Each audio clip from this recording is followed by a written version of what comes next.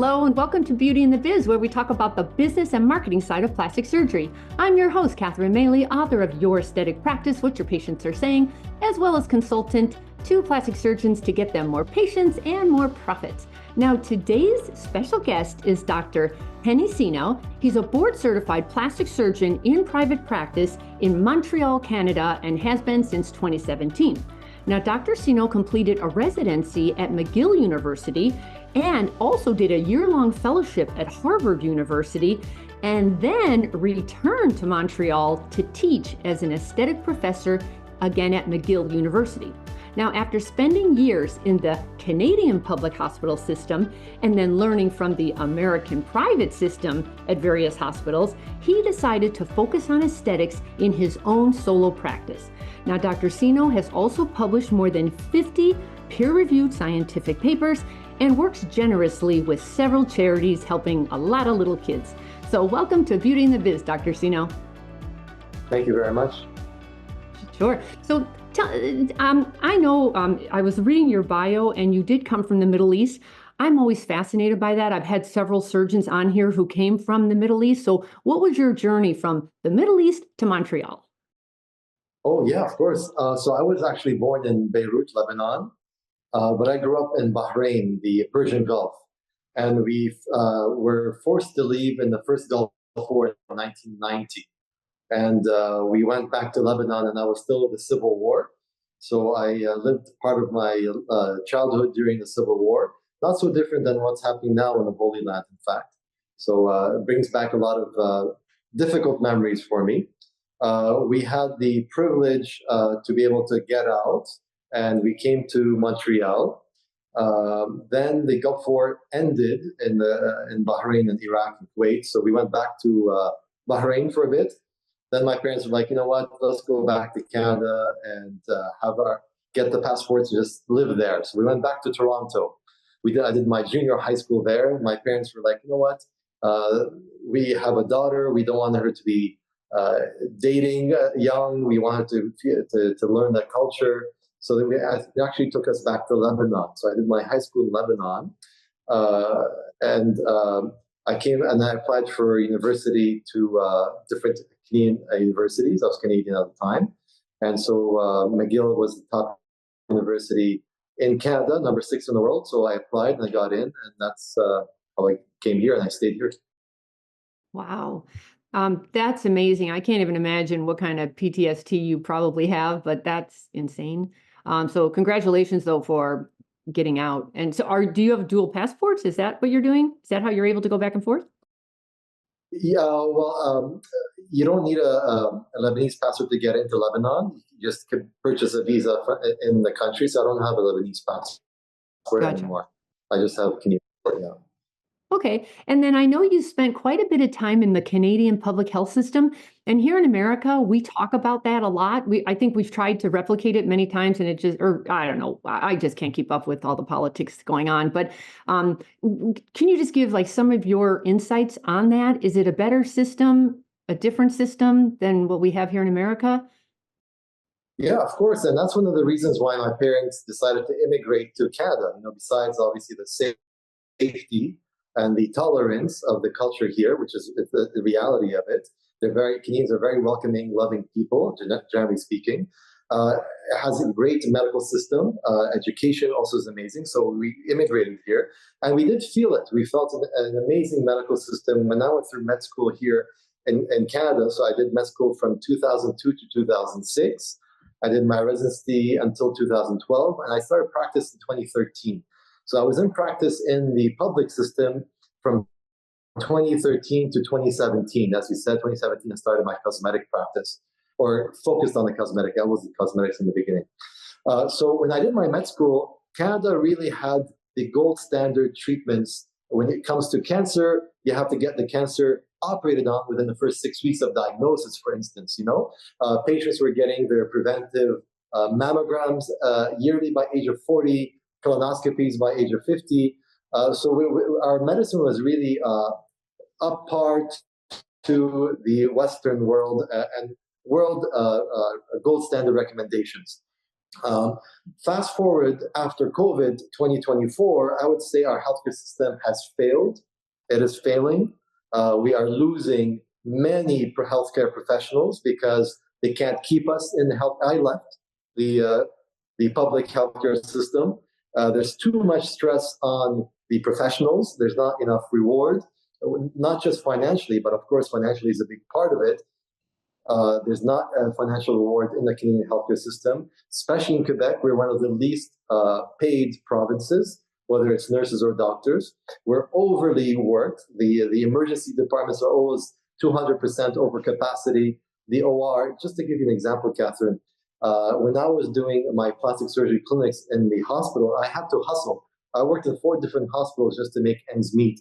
And they were an hour and a half apart. So I was hustling for the first 7 years of my practice. They would be forcing me to see 110 patients a day. Imagine that. Just calculate it. You have 2 minutes per patient. What kind of practice are you doing or practicing to help give your patients the best healthcare system or healthcare? As compared to how I want to provide healthcare to my patients, I see 5 to 8 patients a day. I'm relaxed, calm. I spend my time with the patient, an hour per patient. If they need more, they take more. And that I learned from the American system. In the US, you pay for what you want, right? If you have the money or you have insurance, you get the best healthcare system. Unfortunately, if you don't, then you're stuck. You sell your home or something. So at least in Canada, we have the added benefit that you don't have to sell your home or go broke. But the problem is you can't get healthcare anymore. The treatments of cancers have become very delayed. They're even giving directives to doctors not even to do preventative measures such as mammograms or colonoscopies unless patients ask for it. So preventive medicine is coming out of the window because the system is too overloaded. There's not enough funding, or at least the funding is not very efficient. And it's just a failed healthcare system in my eyes, unfortunately. Very sad to say. When did you finally decide you've had enough? Probably in the 2016, 2017 time. That's when I realized that it's on the decline. And then it was an exponential decline after COVID. It really shattered the system. We have 16,000 nurses left just in the Quebec, the province of Quebec. 16,000 what? 16,000 nurses quit. We have some hospitals that only have one X-ray technician. So that means they can't work 24/7. They only do work a shift a day, right? 8 hours a day. If they work 5 days a week, that's 2 shifts per day plus the weekend that they're not there. So if someone comes in for a brain bleed, you can't get a CT scan because there's no tech. This is our situation here in Montreal, Quebec, Canada. I am sorry to hear that, and we are heading in the same direction. So, if misery loves company, yes, I know. Here you go. Yeah. Unfortunately, and I see a lot of big companies, conglomerate companies, buying small clinics, and in general, obviously there's exceptions to the rules. In general, the healthcare system quality is decreasing because these big companies, their main objective is the bottom line funding, money, how much money they're making. So they're cutting their budgets, and the care and the quality of care is decreasing, whether it's here in Canada or the US. I would say the political scene and the bureaucracy isn't helping either. There's a lot of people to blame for this situation. Yeah, so absolutely. Yeah. So let's talk about happier times, because I like to. The reason I work in the cosmetic side, I like fun medicine. I don't work with insurance. I'm a big proponent of, thank God there are people that handle that part, but we're on the fun side of medicine, and this is cash based, and it's definitely run more like a business, but the customer service angle is so vital to the success of a cosmetic practice. And that's where I like to hang out. So when you decided you were going to go out on your own, because a lot of surgeons have decided it 5 years before they actually do it. That's why I asked, when you did it. How did you decide, I'm going to stay in the area? How did you know which location to go to, or the building you wanted to be in? Was that a big deal, trying to figure out where you wanted to practice? Yes. So I decided I wanted to stay for 10 years in the public system, pay my dues. I did a lot of breast cancer reconstruction, craniofacial reconstruction, and I loved it. It's a passion of mine. But once I realized that the healthcare system is failing and I'm not able to provide the care that I want for my patients, and the heads of the departments and the presidents of the hospitals are giving us pressure to see more patients and decrease the quality, it really triggered in me a quick shift into wanting to start my own business so that I could provide the care that I want. And I learned that when I was at Harvard. In Boston, we're really able to tailor all our treatments around the patient. The patient is not following us. We follow the patient and we bring them from A to Z, from before the surgery, and after, all the care. So in 2017, Victoria Park, which I am a proud partner of, it was a MediSpa group that asked me to join them. So it was 3 years ahead of my schedule. I was in practice for 7 years already. But I said, you know what, why not? Let me join this MediSpa group that had a MediSpa for the past 10 years. And they had one of a prominent plastic surgeon, Dr. Andreas Nicholas, who's my personal friend of mine now, and one of my mentors. So he said, Hani, join us. We need a plastic surgeon for our second location. And I decided, you know what, why not? Let me learn from them the trade. They have tons of lasers. At this point, I wasn't doing much laser. I was more surgical. And they do a lot of injections. They have the skincare side of the business. So I said, let me go in. I'm a doctor. I'm not a business guy, and learn from them. And then, once I learn, I feel like I'm ready to go on my own. I will go on my own. And that's what happened. So we decided to go our second location at Victoria Park. Now we have 22 locations across the country. So very proud of that. So our second location was here in downtown. The first one was in Westmount, which is kind of the rich suburb of downtown. Downtown, we chose De La Montagne Street. Anyone who's been to Montreal knows that's the Fifth Avenue of Montreal. It's where Tiffany's are. It's where the Ritz is, the Four Seasons. There's Chateau du Roi, which is a very high-end jewelry store. There's Mont Blanc. There's all these high-end stores, the Haute Renfrew, and all the designer. So it's like the Fifth Avenue. So we're situated on that. And because that's what we want to share with our patients and customers, that we are the Ritz-Carlton of aesthetics. We are the Four Seasons. We are the five-class service. And so we decided to situate not just ourselves emotionally, but physically also on that street. And that's how we came to downtown. And the actual building was a mansion. So as you know, the Golden Mile of Canada. So back a few decades, I think 80% of Canadian wealth was in a 1 mile radius in Montreal. This all changed after the referendum when Quebec wanted to split from the rest of Canada. The money left back to Ontario and different areas. But all the money in Canada was in this area where my office is now. And this used to be a mansion of one of the multimillionaires. And so the family got a facelift and we renovated it. And now we made it into a beautiful MediSpa. Good for you. How many square feet do you have? I would say it's around 50,000. 50? Around 4 floors. 50, yeah. 50. Yeah. 50,000 square feet? Yeah, we're 1, 2, 3, 4 floors. All yours?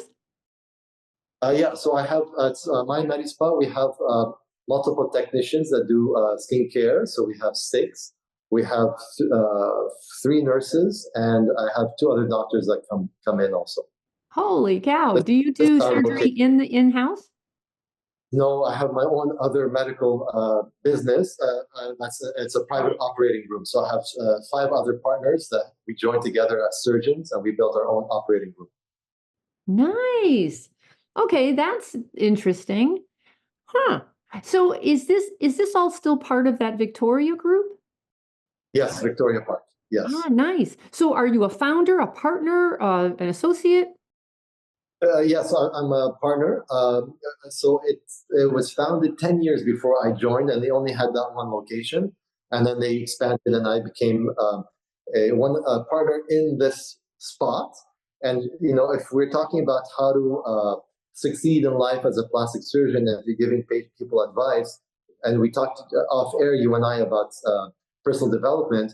One of the points that I'll never forget from Napoleon Hill, who is the author of one of the Think and first Grow self-help. Rich. There you go. And he said basically you have to provide the reason why people should give you a raise. And so I went to the actual partners of all the other locations, because think of it as a franchise. There's the original partners, and then they created these satellite spots, but they're the main partners, and they own over 50% of each satellite. So I was a partner of just this location, but I said, I will provide you with these amount of patients for all locations. I will share my techniques and the marketing strategy to bring patients to Vic Park, all locations. I will make sure that we have this bottom line, this amount of money per location. If I do all these, I want to be a partner, and this is my percentage that I want. For them, it's free money. If you provide them with that excess value, it's no-brainer. They will give you whatever you want, as long as everyone's happy making money in an ethical, legal way. And what a nice shortcut for you, because you brought value to something that was already valuable. Also, in Think and Grow Rich, he says you've got to have a mastermind. You can't do all this on your own. You've got to be hanging around with other big thinkers and feed off of each other's brains, and so good for you. That was a great opportunity. Nice. Thank you. Yes. Life gives you all these opportunities. You have to kind of always, you hear it, but it's the reality. You have to take it whenever you can. I could have just said, no, you know what? I have 3 more years until my plan, but I decided to take the leap of faith and work on it. But Catherine, to get to where I was working many hours. I would come in 7 o'clock. I would leave 10 p.m. every day. I would work weekends. It's only 2 years ago I stopped working weekends. You have to put in the time and effort. It's like the 10,000-hour rule. If you want to be good at something, you got to put in the time and effort. Yeah, so true. So who's handling the business side of this operation? Like, are you managing your own staff, or is it a big group that has an HR division? Yes. So we do have an HR division. We have a marketing division. We have an accounting division. We have a skincare division. But now we've grown to 22 locations, so we had to expand. But before, obviously, it was small. When we were only 2 locations, we didn't have an accountant in-house, or accountants. We didn't have a IT team, but now we have an army of IT personnel. So initially, it was just the main partner, who was the business guy, the doctor, me, and another understudied partner. And then we were kind of together. So I was very hands-on in the business, mostly medical, but I did learn a lot of stuff. So just to kind of give you a snapshot of today, I had a kind of an emergency marketing strategy session at lunch, and I had 10 people present at that meeting, separate from Victoria Park. This is just for my own marketing. So I had my accountant obviously there. I had my office manager. I had my nurse. I had my coordinator. I had myself, my other nurse, and my PR firm, separate from Victoria Park, my SEO website firm, and my Google team. So whether it's Google Maps, Google reviews, and all that. Was it an emergency because you had a great idea? Yes. So definitely we're always trying to expand and improve. And I have such a great team that we were able to mobilize within just a few days, and everyone came in. And we have a lot of nice, exciting ideas coming up for the future. Well, that's so interesting. So you still market yourself. Like, I didn't know anything about the Victoria from what I saw online. So do you blend the two, or you're very creatively crafted only for that brand, your brand, versus Victoria's brand? Yeah, Catherine. So Victoria Park has its own marketing team, but it depends on what kind of person you want to be, what kind of practice you want to have. Um, I have the mindset where I always want to be the best that I could ever be to provide the best for my patients that I could ever provide. And I have to, it all has to be aligned with that type of five-star service. And the marketing that I saw I was able to get from the Victoria Park was different than what I wanted to present. So I went an above and beyond that. So yeah, I went completely separate on the marketing. I do it completely on myself.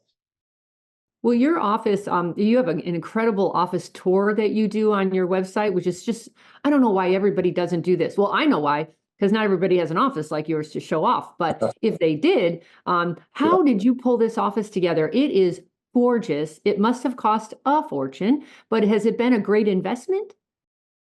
Absolutely. Catherine, when people come in, uh, so obviously they come in because they've heard of my reputation. They're coming to see a nice office. But once a patient comes in, knows that you're a great surgeon because they have the testimonials of their friends, they read the reviews, they've seen your before and afters, they have already confidence in who you are. Many patients, and I'm proud to say this, and I want people to shop around. Many patients, when they come to me and then they see the office and they see and meet me and meet my staff, and they understand that we're all here to take care of them. We're here for them, and they feel the closeness and the passion, the compassion. Also, they're sold. It's like I don't want to call it smoke and mirrors, but it's really a whole package deal. If I was, it could be different if I was in a dark basement, small, tiny room. Uh, I think we create a different type of environment of feeling of comfort. And how were able to afford this? Yes, I mean, we take loans, and there's some specific loans for doctors that banks give, and it's definitely worth every penny. Nice. I've worked with some pretty heavy hitter kind of surgeons, and it does seem to go hand in hand. If you are going to charge more, you need to show up more than others are, and I think you have to back it up. With customer service, you can't just charge more because you think you're so great. It has to be everything. You have to be Yeah. great. You have to be a great surgeon, but also a beautiful patient experience where they feel Yes. connected and they feel so cared for. That's valuable to a patient. They'll pay extra for that. It starts off with my VIP concierge service. So we don't have a call center. We have a VIP concierge team. They are very well trained to talk to our patients and counsel them and comfort them. They're able to give them appointments. We have a VIP pharmacist that also is part of our team. So all the medications are mailed to their home there, and he calls them personally.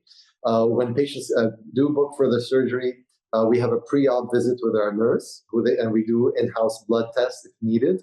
My coordinator gives our patients her number to coordinate all the before meetings, before surgery meetings, intra-op, and after. We meet our patients multiple times after surgery, at least 6. After certain procedures, we keep our patients overnight in my Maley spa with one nurse just for them, one-on-one care. A lot of our patients get hyperbaric oxygen post-op to minimize swelling and maximize healing. We give silicone patches for everyone at 2 weeks. All the garments are included in your procedure. We give V-beam lasers to improve the scars for all my patients. So it's really like a true holistic approach in many ways to improve the experience of our patients. You are singing my song. I literally just wrote a blog post on this, and I said, make this easy for the patient. The meds are a pain in the neck. The labs are a pain in the neck. Look at the patient experience and say, what do they complain about, and fix it.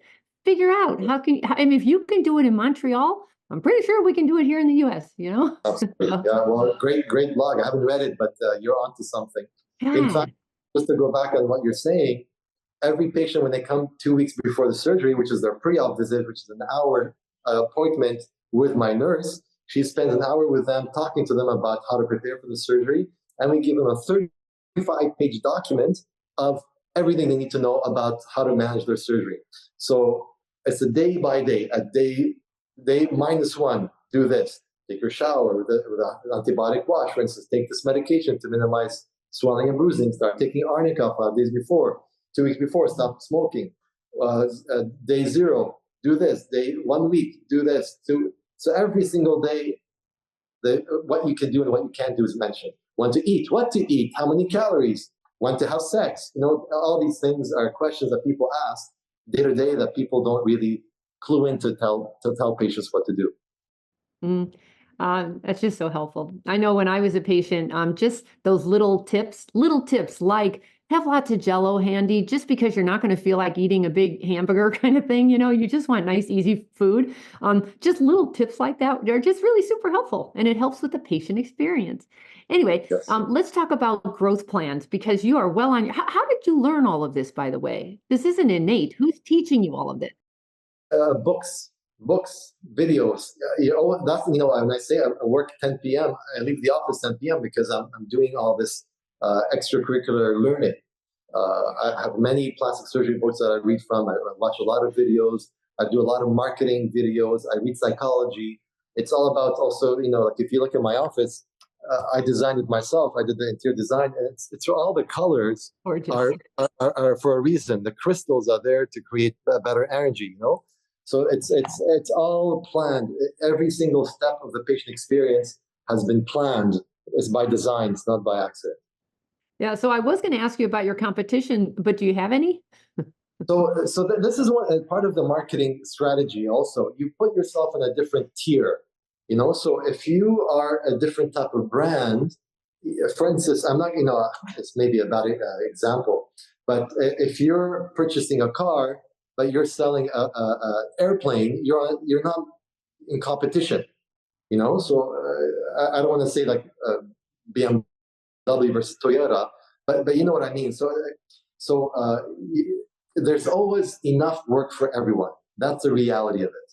There's a lot of plastic surgeons, a lot of aesthetic surgeons, but there's a lot of patients as well. So if you're really good and you really show that you care and you take care of the patient, then you'll have enough work. You can't think about the competition. You just think about yourself. You compete with yourself. Be the best version of yourself. For sure. Do you find that there's Canada has more regulations or restrictions around marketing? Us here in America, we are like off the chart. Wow, like there's no holds bar when it comes to marketing here in America. But I remember I've consulted a lot in Canada, and I used to give talks, and they would say, we can't do that, we can't do that, we can't do that. And I thought, what are you talking about? Like, that's a restraint of trade. So how do you market in Canada? It's so tough, Catherine. It's so tough. We have so many rules, and the Collège des Médecins, unfortunately, now they have changed. Great, I'm very grateful. So it's basically the board. They used to have the passion to make doctors fail. They want to make an example of us. Look, we removed the license of this guy and we reprimanded him. And that was in fact, the syndics, the reviewers, who were actually other doctors, they would take lessons from FBI and CIA interrogators. So, and I felt their wrath. They are not very pleasant. In fact, 3 doctors committed suicide after being investigated. Yeah. So another friend of mine wrote a book. He went to the Supreme Court to reverse one of these rulings that he had against them, and that syndic was finally fired. So they've changed their ways, but nonetheless, they make the rules. And if you disobey the rules, you will be reprimanded severely. So there's many rules that we have to follow, and we just have to. It's life. You can't. There is a rule of law, and you have to follow it. So it has to be very clean.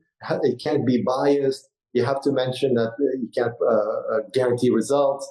You can't filter or Photoshop photos.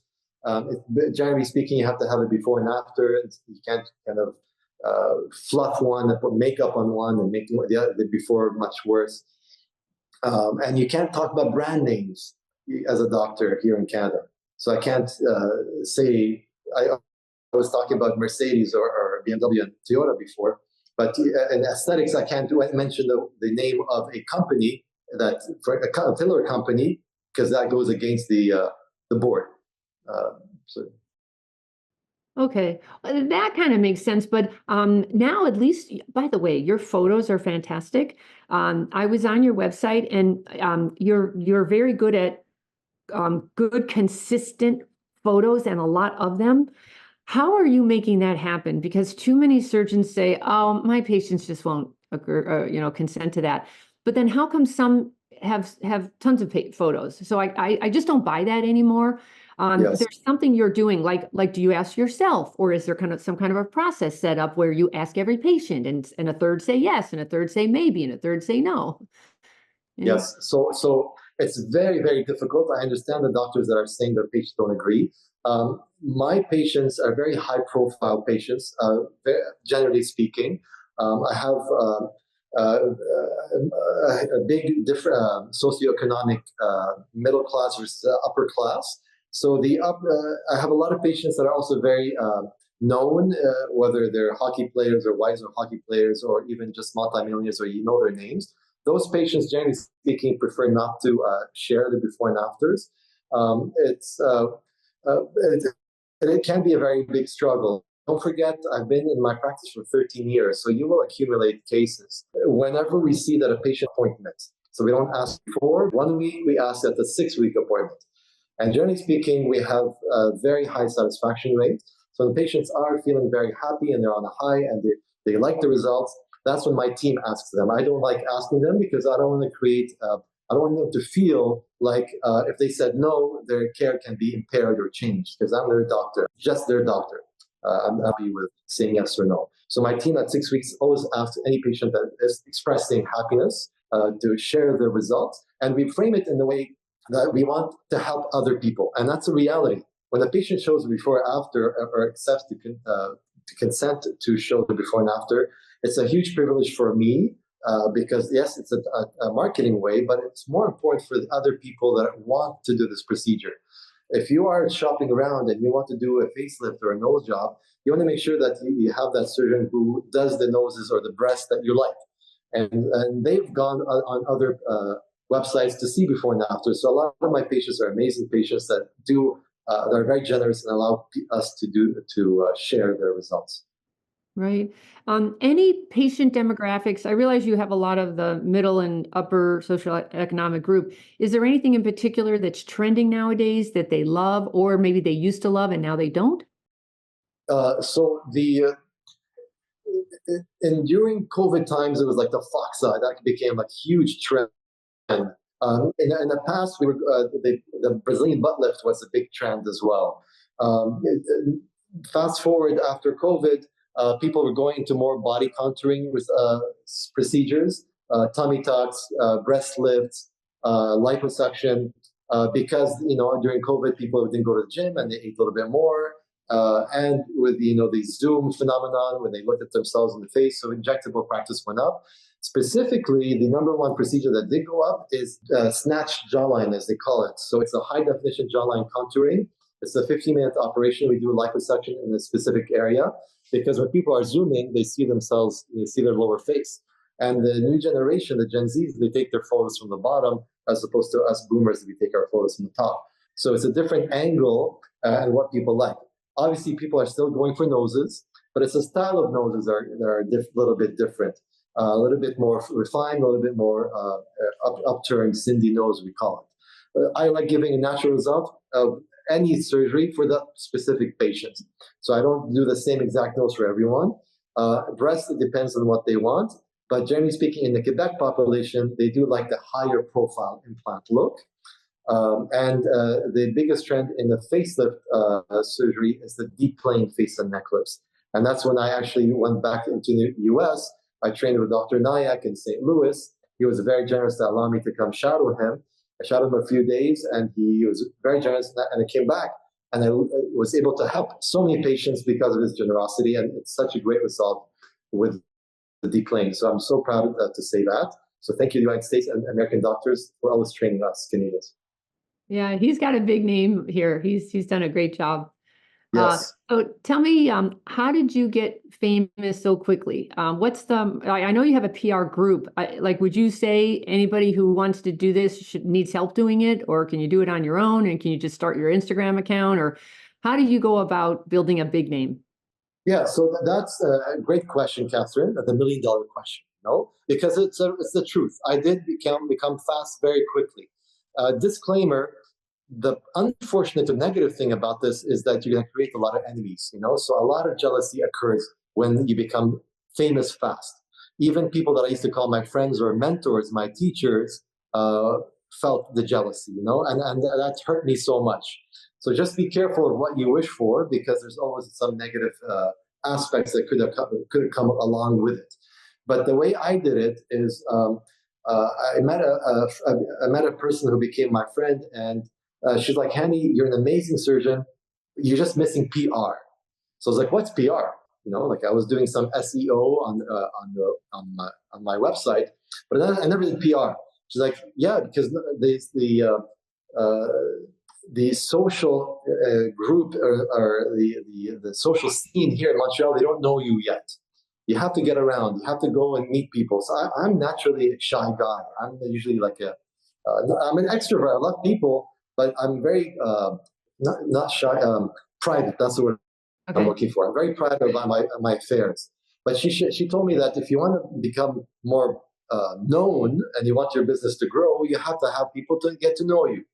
And so before Instagram, we had another marketing team that were doing Facebook. But then when I joined together with her, Sharia Experimental, she helped change my practice. We started on Instagram, and we grew within a month or two. We at that time, organically, we had 10,000 followers. And the way we did it is, I went to a lot of the charities that are across the city and multiple different ethnic groups. I was able to help and donate in many ways. I was able to get to know people and create connections. But not only that, because we have such a beautiful Medi Spa, we had multiple, once a month, events in my Medi Spa. So we would invite different groups, even sometimes patients. We would invite them, and I would partner up with a clothing firm, and I would say, okay, let my patients model and the runway in my Medi Spa. And so they would feel great. I would have someone to come do their hair, have photography, and my patient's body with that sexy dress. And so people were Instagramming that, tagging each other, and it creates a buzz. That's fantastic. And so how much of your business would you say comes from social media versus word of mouth versus, let's say, organic SEO? What's working? Yeah, so I do keep track of all that. So I would say in the first 7 years of my practice, when I was doing hospital reconstruction, I should say, most of my aesthetic patients came from Rate MDs. So Rate MDs, which is a privately owned company, ratemds.com. I was number one rated plastic surgeon out of over 350 aesthetic doctors in Quebec for the 6 years in a row. And the way I got that is because I had such generous patients that were rating me high. So being number one for 6 years in a row got me patients to come from my cosmetic practice. Once I shifted to and started my own practice, I realized that I need to bring my numbers up if I want to stop the hospital and just do this 5 days a week. So I started doing some higher SEO, and then that's when I got my PR firm, and then we blew it up with Instagram and partnering up with for influencers, creating our events and such forth. Any tips on working with influencers? My next blog post is talking about that, because everyone's got such iffy results from it. Any tips for successfully working with an influencer? Yeah, well, in Canada, you have to be careful because there are multiple rules. You can't barter, for instance, and that's what a lot of influencers look for. I'll tag you, but give me a free filler. I'll tag you and give me a free rhinoplasty. Just 3 weeks ago, I had a patient who said, he has like 70,000 followers, and mostly it's in the gay community. And he's like, I'll promote you in the gay community, but give me my free surgery. I was like, thank you for wanting to promote me, but this is my price, and I would love to give you the results that you want. So we ended up doing the surgery, and he's extremely happy with the results, but we don't barter. And so you have to kind of look at what the rules are with your medical board with that. And most medical boards don't like the bartering scheme, although influencers are used to the bartering. Now, my humble suggestion is it's not about the amount of followers. I had a few patients actually that have millions of followers. They're gorgeous women, that I change their breast implants or help them with a breast lift. But most of their 5 million followers are men, so it's you have to kind of see who their target audience is, who their followers are, and the type of engagement. Are people just looking because it's a pretty face, or is there engagement? The biggest the best bang for your buck when it comes to influencer is when there's like a rapport between influencer and their followers. For instance, example, just throwing it out there, a mother who talks about her morning routine, and some other mothers are following her because they respect her and they see that she does, for instance, a good skincare routine. She cooks organic or healthy the way they want, and she also chose her breast implants with Dr. Sinno, and she spoke about it. People are more willing to trust that kind of person because she's kind of sharing like a holistic approach, and they kind of vibe with her, or they're connecting with her in that way, as opposed to just like 5 million men just scrolling and looking at a beautiful woman. Okay, she has nice breasts, but they're not going to consider, generally speaking, okay, I need to go to her surgery. That's the secret of this in today's world. Nobody wants to be sold to, so you conversationally get mentioned naturally, and that's so effective if you can pull that off. So kudos to you if you can. So tell me, how much time are you spending on social media? Because some of the surgeons are really putting in some time here. Yes. So just to share to go back to the last comment, kudos on you. It's all about what you said, Catherine. It's about the experience that you give to your patients. So if they're feeling like kings and queens in your practice, they're going to share that feeling. So it's not just, there's a system in place to help our patients get to that point. How much social media? I didn't answer some of your questions. So initially, I read MDs. Then it was Facebook because there's no Instagram. Getting patients from there. Then I would say my practice just 50% increase once I went on Instagram. So let's say I was seeing, just throwing a number, 100 patients a month. It went to 200 patients a month. The first 100 was the usual word of mouth, and then the second 100 was the social media from Instagram. So I really understood the value of Instagram. So initially, I was putting a lot of time and effort, and as I mentioned with you, I'm a kind of more of a shy guy and more private, but I stepped it up and I learned how to be in front of a camera. I used to be very shy in front of the camera, and I would be selfing myself before in the OR. We're going to this patient, we're going to do this. In the OR, I would take videos after surgery. I was doing a lot of that myself. Fast forward until 3 years ago, I hired someone in-house, and they do all that for me. It's not like innate in me. I was doing it because I had to. It's not because it was a passion of mine. It was fun, but it's not what I like. I like doing surgery. I like taking care of patients, helping them. But I don't like doing social media and videoing myself. It's not my thing.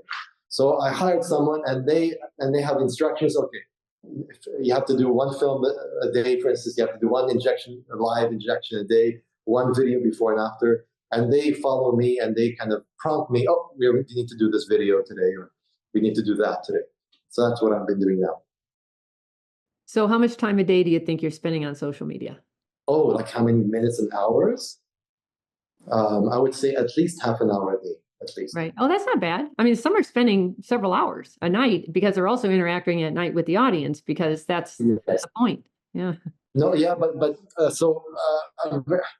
it depends on what you want. And as a doctor, interacting with patients is awesome. I just prioritize my personal life. Unless there's an emergency or complication, I'm always there for my patient.